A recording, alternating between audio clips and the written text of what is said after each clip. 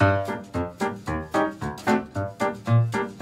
1898, Harvey Wilcox and his wife, Ida, moved out to California to grow figs. And if you're looking for fig tips, I have a blog on there. They were devout Christians, and they built a ranch in the hills just west of Los Angeles. There they drafted up plans for a peaceful town, one that would be booze-free and a beacon of morality. They called it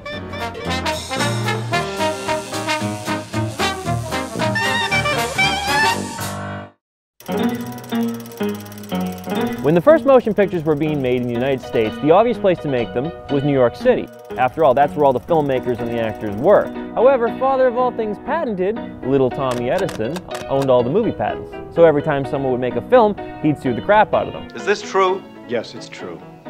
This man has no dick. So they all fled west to California. The first studios were actually set up in an area called Edendale, and it looked like this would be the place to be instead of Hollywood.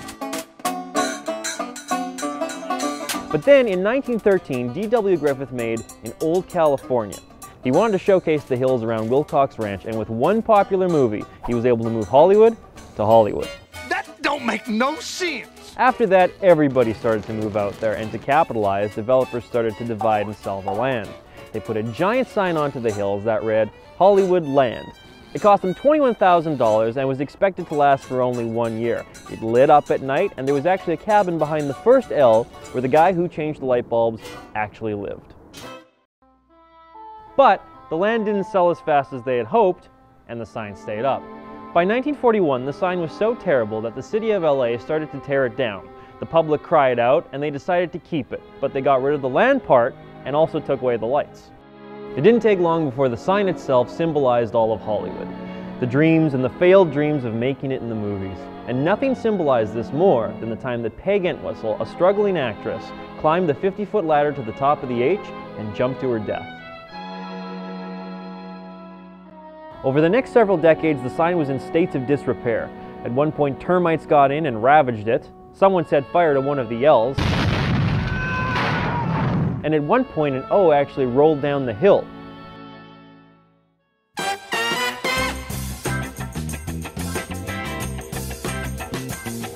By 1978, Hugh Hefner had enough, and he decided to save the sign. The Hollywood sign is our Eiffel Tower. It is a sign of dreams.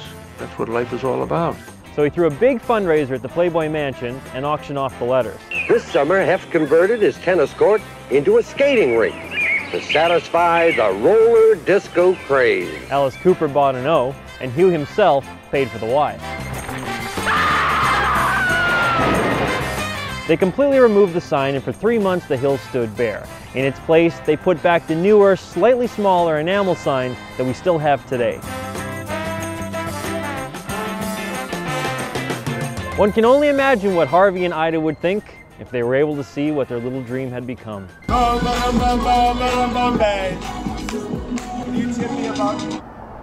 Or maybe it's better that people just die.